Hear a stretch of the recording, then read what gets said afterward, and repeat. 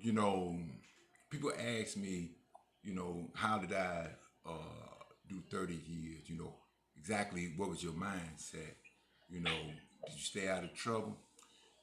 And I be like, man, when I first did time, they was like, man, you got to, do it in a positive light. And I'm like, ain't no motherfucking way I can do 35 years in a positive light. That shit went dark when I got to 35 years. So from the courtroom, when I got sentenced, when he said 420 months, I really had to just think about what 420 months look like when you convert it into years. And there wasn't no light at all looking at that shit. I'm looking at a tunnel, not in a dark tunnel, and the train ain't coming because that motherfucker done already ran me over. So from that aspect of it, my attitude when I first came in the federal system was totally different. It was all negative. I didn't see nothing positive about it. And some people were actually able to live a decent, respectable life, even though they were incarcerated. I couldn't figure out how to do that. Well, you know, to cut in, they, you know, I know what you mean when you say it went dark when he gave you that 35 years. And it went pitch black when they gave me the 2 life sentences.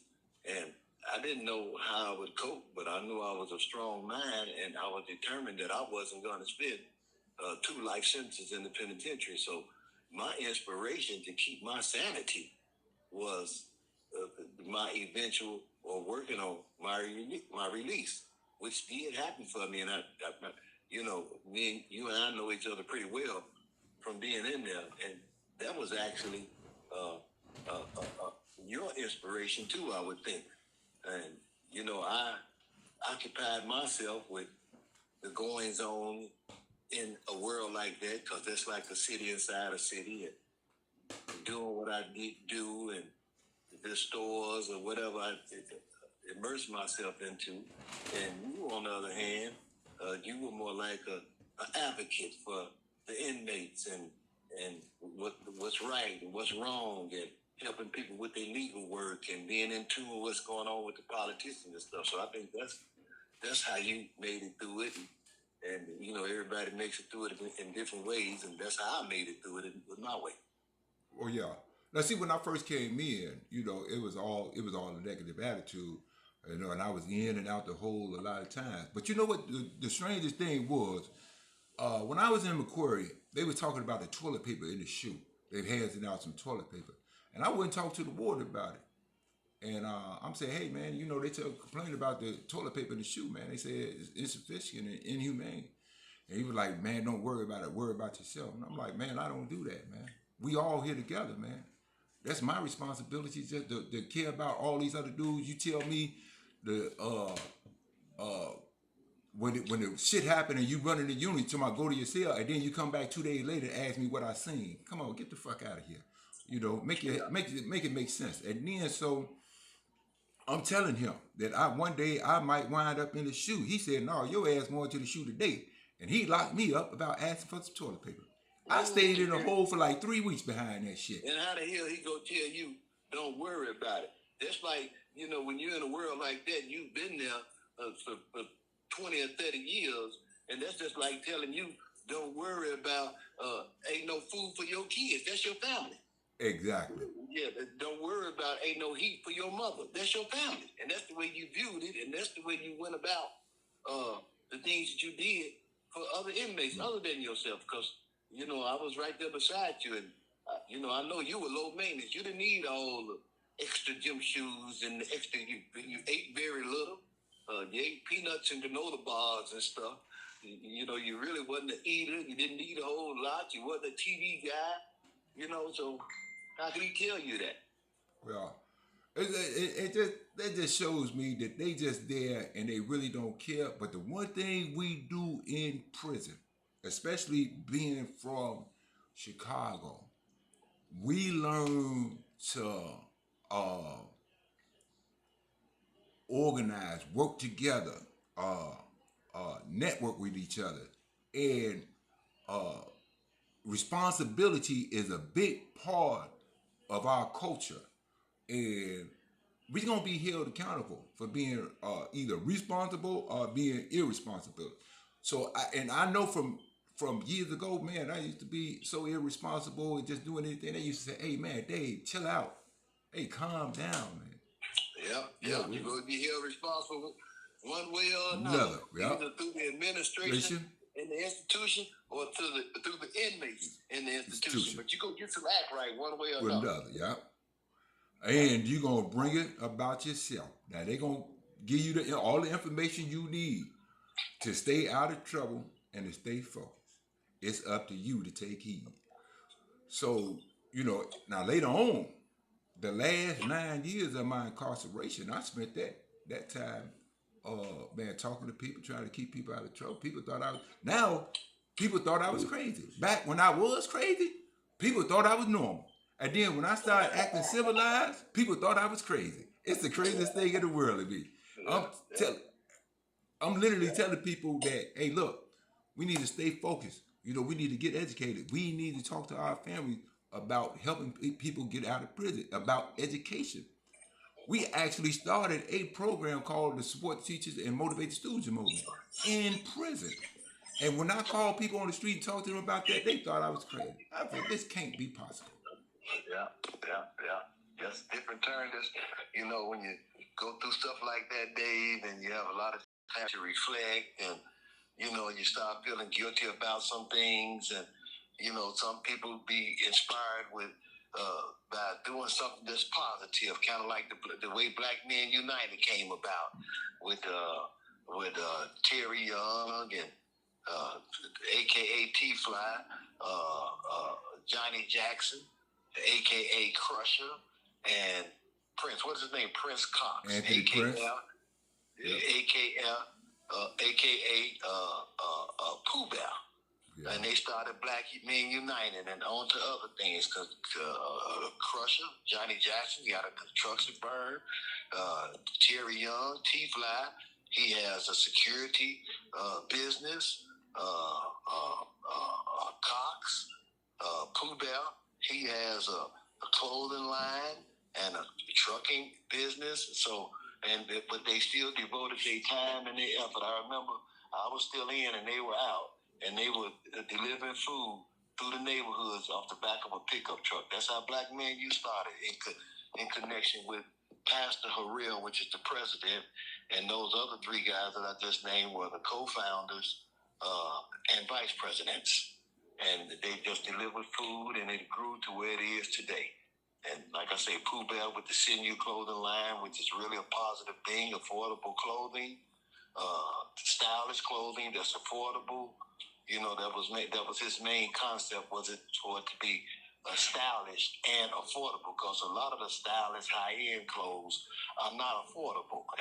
That was one of his main visions, and in the trucking company and stuff that he do. So, yeah, just in jail, like you along with me supporting you,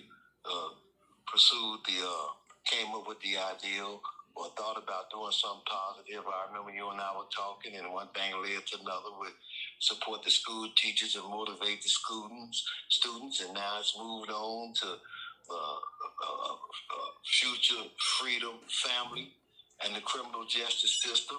Also, the other program that you advocate for is Justice on Time. So look at you, man, and I surely appreciate you bringing me along with you.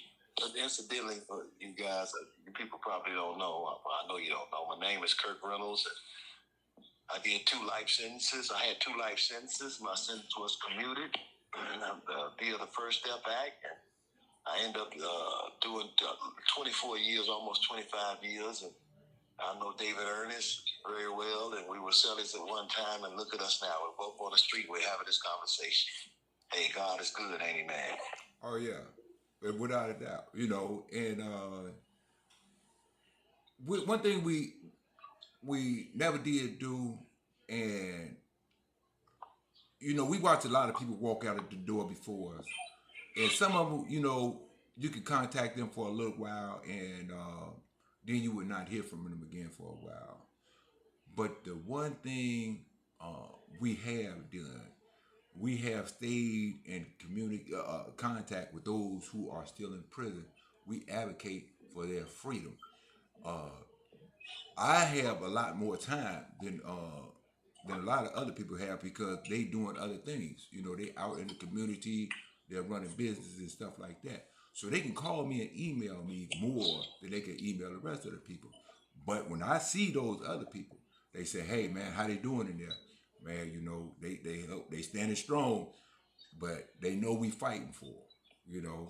So that's one of the important things. And I asked them. Now this is the ironic thing about this. I when I talk to them, I say, "Hey, look, man, you wanna say something for yourself? You know, let the people know, let them hear your voice, man. You know, let them hear your spirit." And they say, "Oh man, you know, I don't want this. I don't want. You know, I don't really know what to say." And I understand that because, you know, fighting for freedom, that's something a lot of them feel they never had, so they don't really understand the context of which they should say something or what they should say, because they really never really used their voice for something so important before. You know, so I'm gonna give them time and hope they get there. You know, but it's something. You know, like when I say, like I said, I didn't fit into no. I felt this system I couldn't fit into it, so I didn't know what to say either. So when I went to court for something small, I really didn't say nothing. But when I was facing that big time, I couldn't shut up either at the same time. So, you know, man, this is here. Hell no, I'm not going. You know, I don't know what you talking about, but it ain't right. You know. Yeah, it's not right, man. Not for the amount of times that they gave us. You know, I got all that time for selling drugs. There was no violence involved. Nobody got hurt. No murders. No none of that. They gave me 2 life sentences because of my criminal history and the elements of me and the elements of the relevant conduct of me selling drugs. But I wanted to say this. You know, when you mentioned that, you know, the amount of time that you have, unlike some of the others, I have to give you kudos, man. I give you 5 thumbs up. I've never heard 5 thumbs up. I think I heard 2 thumbs or 3 thumbs. I have to give you 5 thumbs up, man, because you know what I've noticed of you since you've been out of the penitentiary here on the street for the last 4 or 5 months or so, I think it is, that you've totally dedicated yourself to advocating for people that's unjustly and ridiculously incarcerated with extreme amounts of time, life sentences for non-violent crimes. That's right there. Non-violent crimes. Now, you're not advocating, and then I pay attention because you're not advocating for people that's incarcerated just in general. You're advocating for people because some of those people belong in jail. You know, some of those people, and even me, I deserve, I should have done some time. But should I have gotten 2 life sentences? There was no murders or violence in my case. Should you have gotten the amount of time that you got? Come on, man. That's way over and above board. But back to the point I was making. And because you said that, you know, you have the time.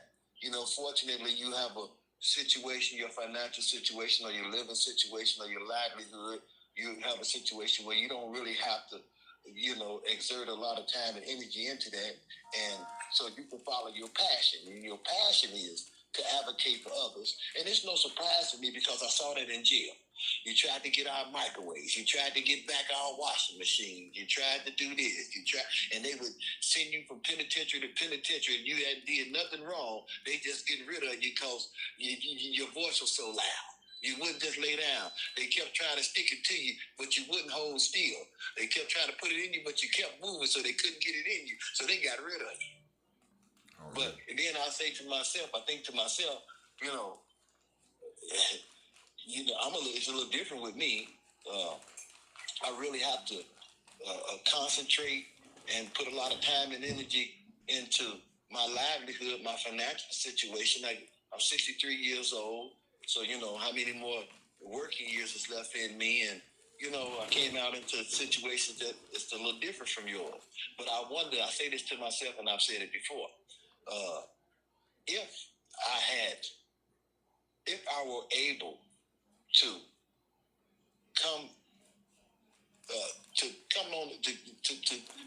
enter society after spending all of that time in the penitentiary and be financially financially okay, would I would, would I have the same energy or aspirations as you, even if I were able to? And the answer probably would have been no. But now, since knowing you and seeing you, if the roles were reversed, my answer would be yes.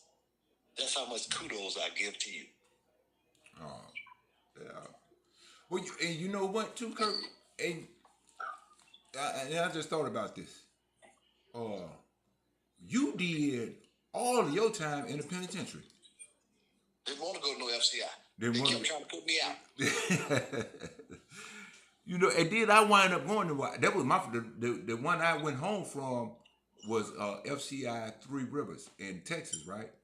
Mm-hmm. And the dynamics had changed, but the dynamics changed not just with the institutional levels, but with the time that passed over it. You know, back then, people that came in were had different morals, values, and principles. You know, and then that dropped off as time passed on. So when I went to the FCI, I found myself talking to a lot of people whose morals, values, and principles were not directed or focused on a better future or freedom. You know, and it was like strange to me. I had to adjust, but a lot of people was telling me that, man, this is what you're gonna face when and if you return to society. A lot of people just don't care, and I have uh I have seen that since I've been out of prison. You know, I talk to people at churches, city council, senators, representatives, and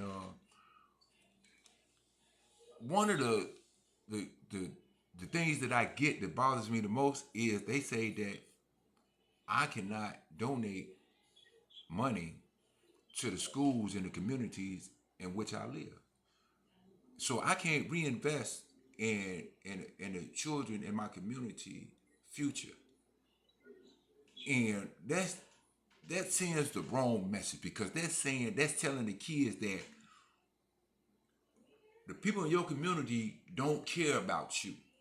So they're not willing to, you don't have this in the school, you don't have that in the school because the people in your community is not willing to part with the money to invest in your future and helping you get prepared for the future.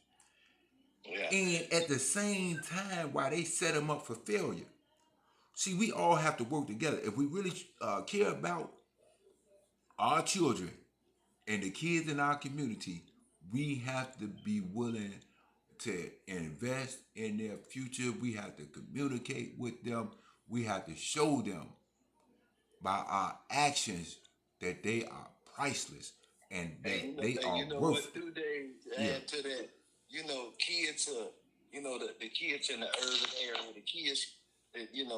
That's predominantly what we would be referring to. Those are the ones that really, really need the help Yep. in the urban area and the poverty stricken. And you know, people like you and I kind of, makes me think of that thing back in the day that Scared Straight. How they would try to scare the kids with getting hired in criminals, and they do all that jumping and hollering, and this is what's going to happen to you, and you see this a knife, this we call this a shank, and all that stuff. Right. Okay, I understand that method, but it seems to me that you know a person like you shouldn't get any kind of rejection trying to do anything positive. If anything, try to figure out how to make your voice stronger, how to make you more prevalent with the youth, because you've done it, you've been through it. And then your passion is not to get a political office. Your passion it's not to get votes or acclaim. Your passion is, hey, I've been there, I've done that. Man, see, I would like, can I do something to help? Because I know what these kids of this era, what they call this now, Generation Z or X, are faced with. So if I can do the smallest things, Why would they reject it? So it's a passion. It ain't because you're trying to run for mayor, alderman, or governor. It ain't because you go get a grant for this amount of money. It's, because me and you both know that in your situation, money is really not a thing. You have a strong family. You got old family money going around, so money is not a big thing with you. So, but why? But that's what makes you stand out a little differently from a lot of the other. Some of the other people that I know that advocate, they have ulterior motives in their that goes along with their avocation, and you none. So why would you stiff arm something like that? Why would you make a lot of red tape for you to go and speak to the students, or for you to donate money? I think you had to go down to City Hall and get it confirmed and get a charter and do all this and do all that just for you to be able to donate money to the schools and get people to donate money to the schools. You ain't told nobody to give you no money. You telling people to go take it down to the school itself. Don't send it to no charity organization, because only so many pennies on the dollar makes it to where it's got to go. Yeah. If you got $50, give the 50. Well, if you had a plan like that, or you were advocating something like that, what reason would anybody have anything negative to say about it, or not let you do that? I don't understand. I just don't understand. Well, I just don't understand. and as I told him at City Hall, you mean to tell me I can go to the casino and lose $100,000 gambling with no problem at all? You know, or I can go to a club and throw $50,000 on the floor and walk away with no problem at all. I can go to the liquor store and buy all the alcohol I want to. See, I can throw all of my money away on the negative things, you know, that you make readily available in my community. The red tape and all kind of other stuff. If you want to do something positive for somebody, if you want to be a philanthropist, to do something positive, what's all the red tape? You got to be chartered. You got to be. There's so much stuff, man. You got to be vetted and all of that kind of stuff. Hey, man, come on, man. But that's what they want. That's what their whole goal and agenda is. Now I'm going back down to City Hall and I'm gonna talk to them. Hey, look, let's try to work together, because that's my whole goal, is working together.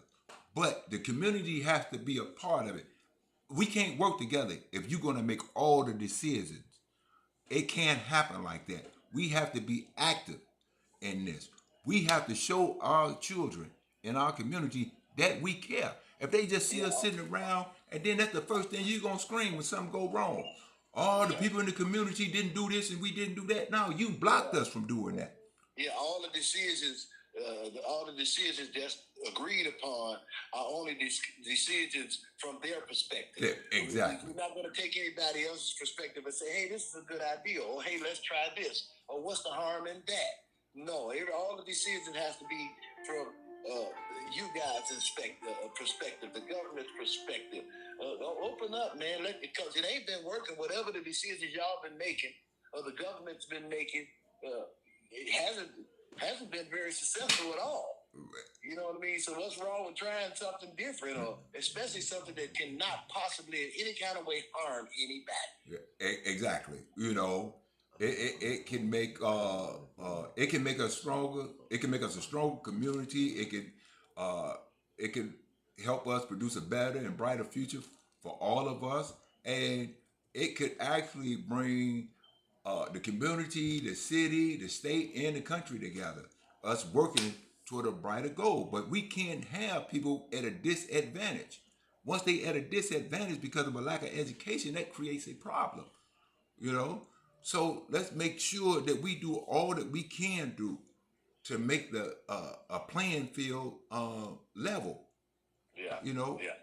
And it's bad too, Dave, because you know what you and I have to keep in mind, especially you, and you know when it comes to politics, you know the intricacies of politics. You and I are late people, so you know with stuff like this, you know you always kind of, even though you might not know the ins and outs, but you got to keep in mind that most situations like this, most things like this that people try to do or that you try to do have political overtones. See, that sets the standard for a lot of things. It has political overtones. So a lot of times that can be why one would be thwarted or withheld from doing certain things. That like it to us is we would be dumbfounded. Why would they or why would it? But we got to take into consideration the political overtone. Wow. So I'm going to go back. I'm going to talk to him again. But one thing about it, I'm going to keep on talking till we get it done. You know, cause I'm gonna let them know I'm not giving up on them. Yeah. That's what they see. People giving up on them all the time. Me, the first thing they'll say, man, don't nobody care about me. They ain't gonna be able to say that about me. You know, Yeah. I ain't Yeah. gonna tell them. I'm gonna show them that I care about them. You know. Yeah. Yeah. And not just caring about them, just caring about the injustices and things that's not right, and trying to, especially with this since that 87 with this, who was it? Reagan with the war on Drug. drugs and how they systematically incarcerated individuals, especially black and brown people, and with these extended amounts of times, and it didn't solve anything. It's still going strong. Oh yeah. And then they did it with a plan. You know, in the book Just Mercy by Brian Stevenson, he uh exposed he talked about how they from 1990 to 2005 how a brand new prison opened up in the United States every 10 days. Every 10 days from 1990 to 2005, a brand new prison opened up.